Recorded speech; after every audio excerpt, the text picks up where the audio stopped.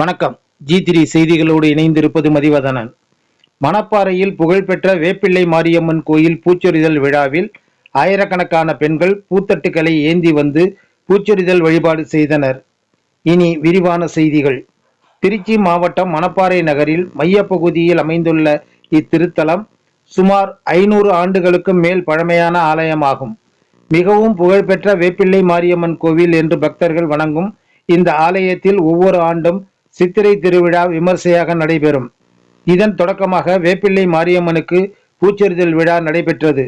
சிறப்பு பூஜைகளுக்கு பின் முதலில் கோவில் பரம்பரை அறங்காவலர் குடும்பத்தின் சார்பில் அம்மனுக்கு பூச்சொரிதல் வழிபாடு நடைபெற்றது. இதனைத் தொடர்ந்து மணப்பாறை நகரில் உள்ள அனைத்து பகுதிகளில் இருந்தும் அலங்கரிக்கப்பட்ட ரதங்களில் பூக்கள் எடுத்து வரப்பட்டு முனியப்பன் கோயில் வளாகத்தில் இருந்து ஒன்றாக புறப்பட்டு வேப்பிள்ளை மாரியம்மன் கோவிலை வந்தடைந்து அம்மனுக்கு பூ போடும் நிகழ்வு நடைபெற்றது. இதேபோல் ஆயிரக்கணக்கான பெண்கள் பூத்தட்டுக்களை கையில் ஏந்தி வந்து அம்மனுக்கு பூச்சொரிதல் வழிபாடு செய்தனர். மணப்பாறையை சுற்றியுள்ள பல்வேறு பகுதிகளில் இருந்தும் இரவு நேரங்களில் தாரை தப்பட்டைகள் முழங்க ரதங்கள் வந்த நிலையில் மணப்பாறை பகுதியே விழா கோலம் பூண்டிருந்தது. சித்திரை திருவிழாவின் தொடக்க நிகழ்வாக 28ஆம் தேதி காப்பு கட்டுதலுடன் திருவிழா தொடங்குகிறது. அதன் பின்னர் மே 12ஆம் தேதி பால்குட விழாவும், 13ஆம் தேதி காலையில் பொங்கலிடுதல், மாவிளக்கு, அக்கினி சட்டி எடுத்தல், அலகு குத்துதல் உள்ளிட்ட நிகழ்ச்சிகளும், மாலையில் அம்மன் வீதி உலா வரும் வேடப்பாரி நிகழ்வும் நடைபெறும். 15ஆம் தேதி காப்பு கலைதலுடன் திருவிழா நிறைவு பெறுகிறது. G3 செய்திகளுக்காக மணப்பாறை செய்தியாளர் ஜெரால்டு.